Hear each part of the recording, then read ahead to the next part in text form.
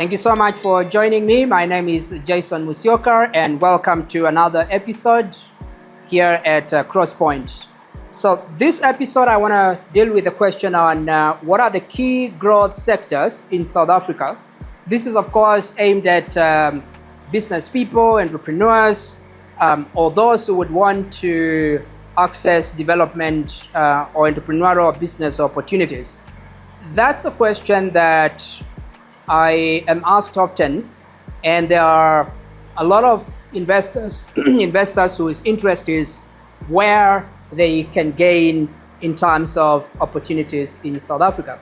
I want to start by preambling this, suggesting that there's a lot of interest in particularly small enterprises to look at ways in which they can insert themselves into value chains.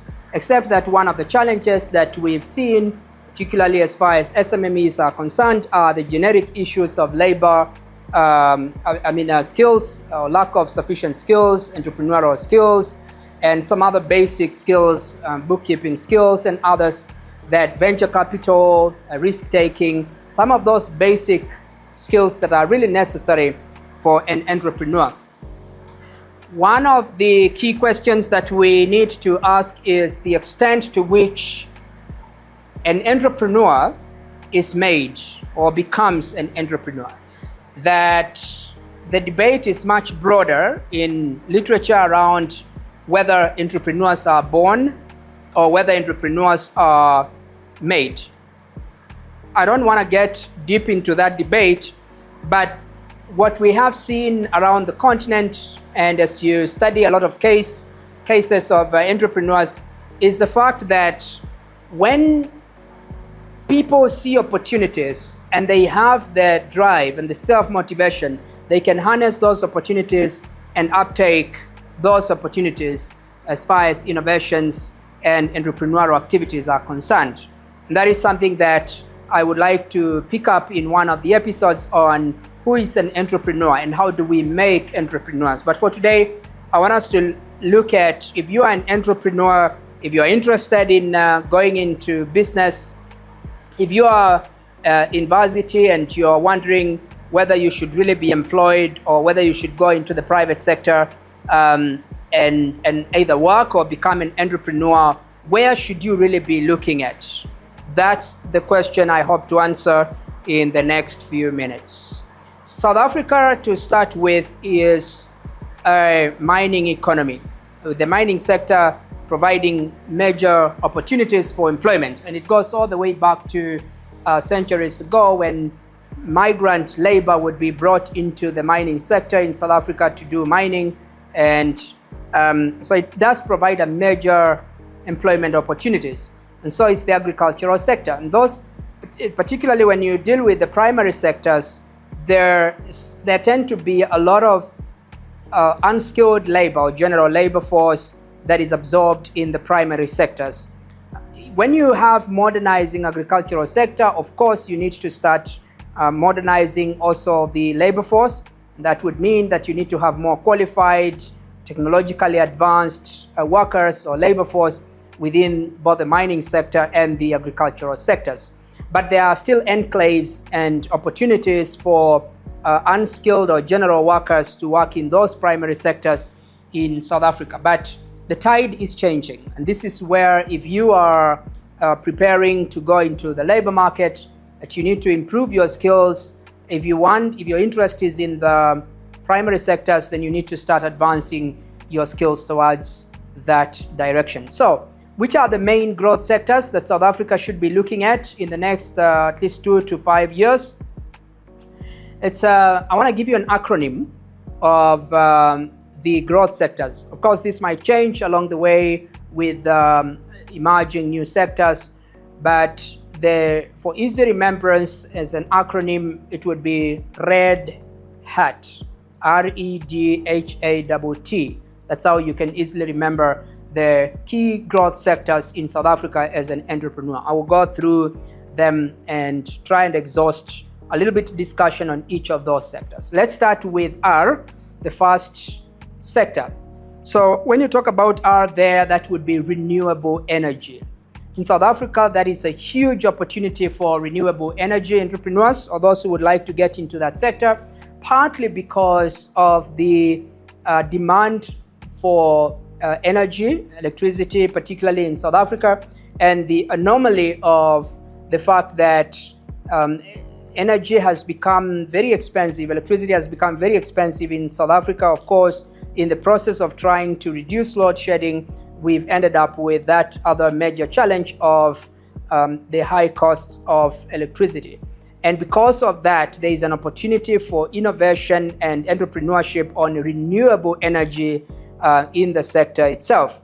And with renewable energy, South Africa is undergoing that debate that, if you will recall, before the Ukraine and Russian conflict, there was a debate around, and the pressure was on South Africa to move quickly towards decarbonized economy and making use of renewable energy. And because South Africa is a coal producer and uses coal to produce electricity, the pressure was largely, of course, from the Europeans and the Americans, who insisted that there needed to be a serious discussion on sunset clauses around the use of coal, which, of course, as we know, is a major challenge as far as global warming is concerned.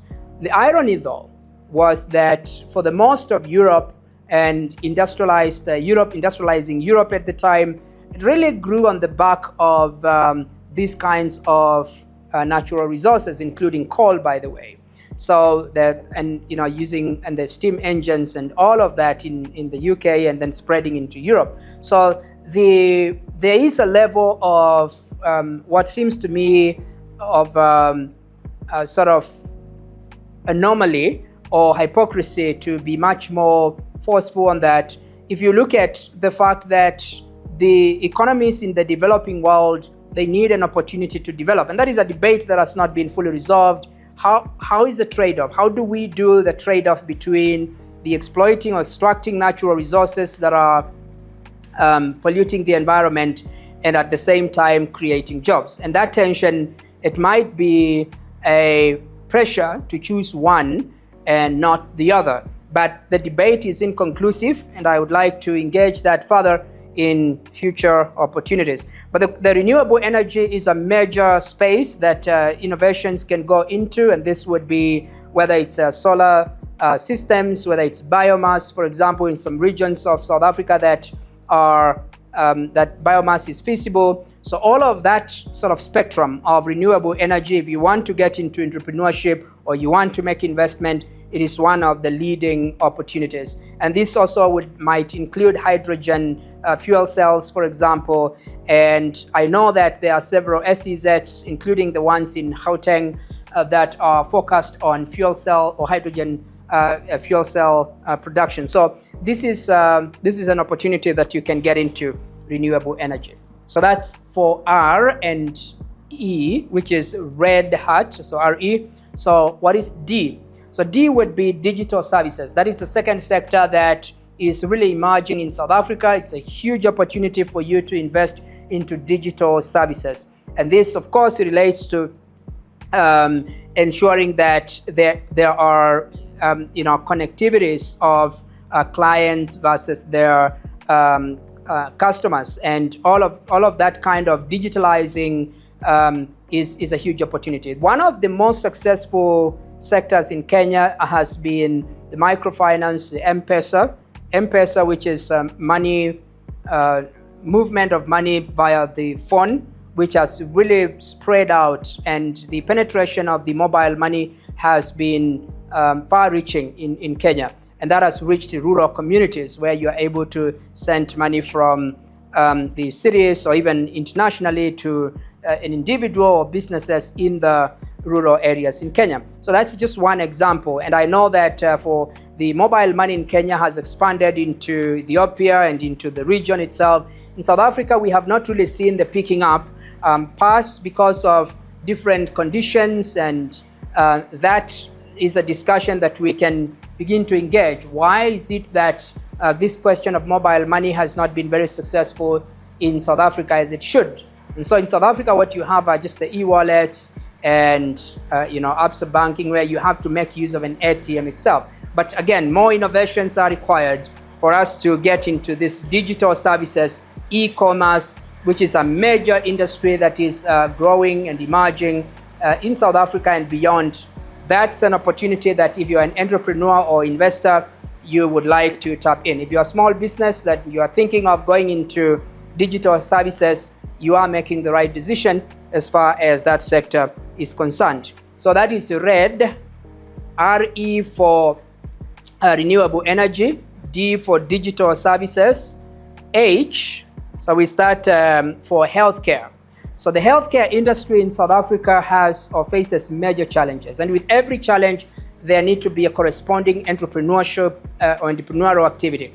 So with the healthcare, whether it's mobility of healthcare or portability of healthcare schemes, these are opportunities that I think that they are available for entrepreneurs to get into. It could also be delivery of medication to critical patients and drone deliveries, for example. So linking up this kind of AI and tech, I will come to that shortly, with the healthcare particularly, is a huge opportunity if you want to access that healthcare industry. It is a much more controlled industry for obvious reasons that you are dealing with human lives.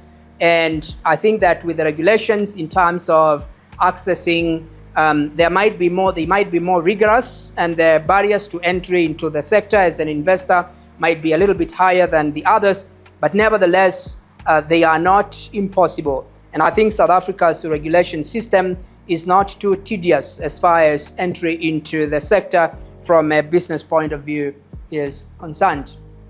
So the healthcare is the H in red hat. And then we come to A, which is affordable housing. South Africa is become a major, it's growing, and I think unlike most other African countries, South Africa is sparsely populated. There are a lot of countries, Ethiopia, increasingly Kenya, DRC, Nigeria, that are dense in their populations. And because of that, of course, two things that will always be needed or in demand in any country with people or with dense population is food, because people will always eat, and secondly is housing. People will always need a place to find themselves. So housing is a major sector that you would want to get into. It's one of the key growth sectors that in South Africa you could be looking at. And with the housing particularly, one needs to consider both the student housing and also mid-level or middle income earners who are often renting rather than buying. When you start moving towards the upper income, then you are going towards the ones or the citizens who would rather purchase rather than rent. But because of the emerging middle class, the black middle class in South Africa, the demand is there for not just for rental market, but the ownership, and that is mortgaging and so on. And this is where banks, of course, have an opportunity on their part, but also if you are a developer, that's a market to go. Student housing in South Africa has particularly been a major growth sector, and it has been. There are some university cities like Pretoria, which is one of it, and others that are increasingly student cities that don't really have much more of the traditional economy going on, other than the economy being driven by students. But with that comes housing, which is a major challenge. And with the housing, innovations around housing, I think security in South Africa is very important if you are a developer to focus on that, but also at the same time to ensure that you have students who are closer to their campuses. That goes without say, and meeting up the conditions that make the life of a student much more easier than it would be if they are commuting. It would be a much useful and an opportunity that you can access. So if you are thinking of investing in the affordable housing, you are making the right decision in South Africa. At least for the next few years, we are going to be seeing growth in that sector significantly. Then next, so red hat, so that's A for affordable housing. And then we get to the first T, which is technology and AI. This is a very ambiguous sector for two reasons. One, that increasingly everybody is going technology, or a lot of people are going technology. And when you are dealing with a young labor force, you're of course dealing with a labor force that is much more focused on convenience and reliability of whether it's communications and work and all of that. And AI and tech comes in there. And this also relates to questions of software. How do you develop apps that are able to solve solutions in the society? And this could be apps that relate to information sharing. It could be apps that look at issues of health tracking and so on. So there is that industry that is just exploding, which I think that if you are an investor or an entrepreneur and you're considering to look at some of the growth sectors, the tech and AI is a major one. The negative side of AI is the debate that has been ongoing now from at least mid-2010s, which is, what is the future of our economies? Are we going to become redundant? And I want to address that question at this point. Are we going to become non-consequential for economic growth? And the point to make on that, it's interesting that with the AI and these kinds of technologies, it is true that they are taking over most of the work that has traditionally been undertaken by human labor force. And one good example is when you have your phone in your hand, you've contributed towards the collapse of Kodak or some of these other photo booth companies. You have also no need of a watch or a clock for that matter. So that has also sort of reduced the demand for those kinds of products. And then of course you have Gmails that you would go to cyber cafes and sit and send. You can do that on your phone. So just your gadget, your phone, is essentially a number of industries into one. Now, if you don't need to go to a photo booth to take a photo, that would mean that you have somebody who has lost their job there. If you don't have to go and buy a watch, it means there's somebody who makes a watch who lost their job, and there's somebody who sells the watch who's also lost their job. Same thing with cyber cafes, that you have people who work in cyber cafes. So all of that kind of labor or employment has really been lost to AI and technology that we have on just your phone alone. That's a downside. And the question is whether this is going to continue on a massive scale. Of course, driverless cars, you're going to see drivers lose their jobs. When you have the AI in China and other places that are delivering the products from shops and all of that, it also means that those delivery individuals or labor force are going to be laid off, and a lot more. We can go on and on and on. So you can draw the picture that you are indeed seeing a loss of a lot of job opportunities to AI and to technology. That being said, a second problem is that when it comes to the broader economic assessment on how economies, particularly in Africa, are going to perform, my assessment is that it seems to me that you are going to end up still with high growth, GDP, because ultimately what GDP measures, gross domestic product, is what is being produced in a certain country. It doesn't separate between good production and bad production. If you're polluting the environment, for example, GDP does not really capture that. Crime, GDP doesn't really capture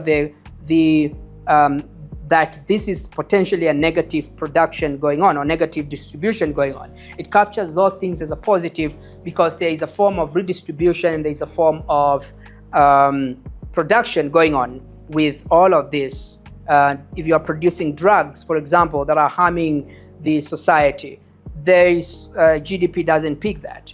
So another anomaly that we face with the current gross domestic product way of doing things is that with AI, when we see production, because ultimately it will look at production of capital, then if Kodak is not producing and the clock and watchmakers are not producing, but there is a machine that is doing all of that and at a much more optimal level and selling more gadgets, then of course that is picked up as part of GDP growth.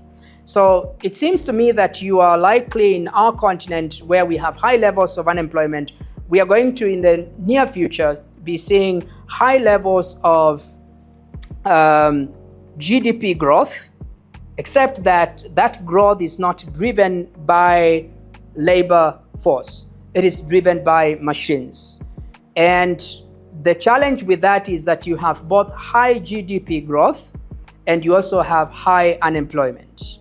And to handle both of them and to ensure that there is a sufficient conversation, meaningful conversation around the co-emergence of high growth and high unemployment is a necessary engagement that we really need to have. What does that mean for the future? Coming back to the point I was making around the opportunities within AI and tech, I think the opportunity is there for software development and applications and all of that. I think it's a sector that you would want to get yourself into if you're an entrepreneur and you are thinking of it. And this is not just within the continent, within the country, within South Africa itself, but it also goes outer circle within the continent. If you are developing AI that is able to enhance the mass production of goods and products, whether it's water bottling, for example, AI that would be doing water. Lesotho is a good example. By the way, what Lesotho does, Lesotho exports water to South Africa, and at the same time, Lesotho relies on South Africa for bottled water because of just the technological advancement of simply water bottling. So that is an example where South African entrepreneurs or South African business people, SMMEs, emerging entrepreneurs, you might want to consider that. And that's the point that I really would like to insist, the need for South African entrepreneurs to push boundaries beyond the borders of the country, because Africa is a neighborhood market. Before we think about sending things to China or to Europe, Africa is there. One good example is citrus fruits. And South Africa produces citrus fruits more than anyone else, particularly apples. Swaziland produces very good oranges. But with the production of apples particularly and other citrus fruits, South Africa has this opportunity to transport these fruits that are in very high demand around the continent to the entire continent, all the way to DRC and into the north, that nobody else produces because of the kind of temperatures and that these kinds of apples grow under, which are much more conducive for South Africa compared to many other regions. So entrepreneurs need to look beyond the South African market. I remember a number of, about 2 or so years ago, I engaged with one entrepreneur who was producing liquid soap. And he was waiting and hoping that government would assist him to buy at least. And I challenged him and I said to him that you have a massive opportunity just across the border. And if you have to engage government not in the sense of government being your client, but in terms of government facilitating you to access the African market. And once you do that, you start running your business, supplying this liquid soap. You can set up production plants in a lot of countries around the continent, in the neighborhood. And the need to use the technological advancement that South Africa has, infrastructure, road infrastructure, all of that, and policies, including incentives and financial resources and support that you can access, or access to credit, using all of that opportunity to access the African market. So if you are thinking of the tech and AI sector, Africa should be your key target. and I would encourage you to consider it. And then the last sector to consider is the tourism sector. Tourism is another emerging sector that is has a lot of opportunities, going all the way from the hotels to food to deliveries and the value chains around the tourism industry. A huge opportunity. Once again, not just in South Africa, but pushing your boundaries beyond. Look at ways of travel agencies creating pathways for tourists who come into South Africa and they want to go up to Livingstone, Victoria Falls, or Livingstone in Zambia or Zimbabwe side. But you use that opportunity for South Africa as a gateway to take these tourists out there. Food and getting food tasting of these tourists. And it could also be traditional outfits, artifacts. All of these are opportunities that you have in the sector itself, in the tourism sector itself. So in summary, we have 6 key sectors that are growth sectors in South Africa, which if you are thinking of investment, you can be considering. 1, it's renewable energy. 2, it would be digital services. 3, it would be healthcare. 4, it would be affordable housing. 5, it would be technology and AI.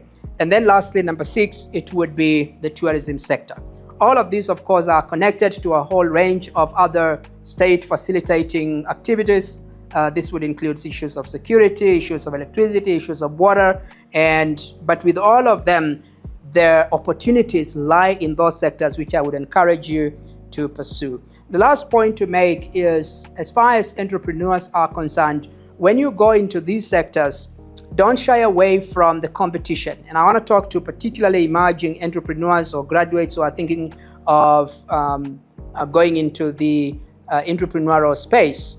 And I am really passionate around seeing how we can create more entrepreneurs in South Africa, in the South African space, because the opportunity is there, the market is there, there is sufficient government support, in my assessment, in terms of you as an entrepreneur standing on your feet. There are a whole range of avenues, and you can always reach out to me in terms of where you can access funding for the support or venture capital. The opportunities are there and they are available. The market is there and it's available. And I listened to the Deputy President a couple of weeks ago. The argument that he made as he closed the conference around entrepreneurial ministerial committee was the fact that there is no access to capital. And it seems to me that is not really where the problem is, because access to credit and access to market, that is already reasonably available. We just need now the availability of the entrepreneur and the appetite to do risk taking. And the last point to make is, if you are considering to take risks, of course, as an entrepreneur, my advice is that it is useful to take risks at a younger age. You can make more mistakes if you are in your 20s or early 30s. When you get into your 40s or into your 50s, the risk chances or the need to take a risk diminishes, because you're beginning to prepare for pension and settling in, and you can't afford to lose a lot of money. You can lose money, of course, when you are taking risks in your 20s, in your 30s, and recover. So if you're an entrepreneur, you should not be afraid of taking those risks. Be bold enough, go out. And I speak specifically to South African entrepreneurs. Africa is your market. It's your neighborhood market. And it's there, it's available. You have the resources, you have the technologies, you have the government support. All you need is take the risk, go out there. And I hope that helps you in terms of making decisions. We can pick up the discussions much further. If you are interested, you can reach out to me and we see how we can help guide you in terms of even the African markets. Where are opportunities? Which countries have which kind of demand for which kinds of products? And I will be picking that up also in one of our episodes to come. Thank you so much for joining. This is Jason from Crosspoint.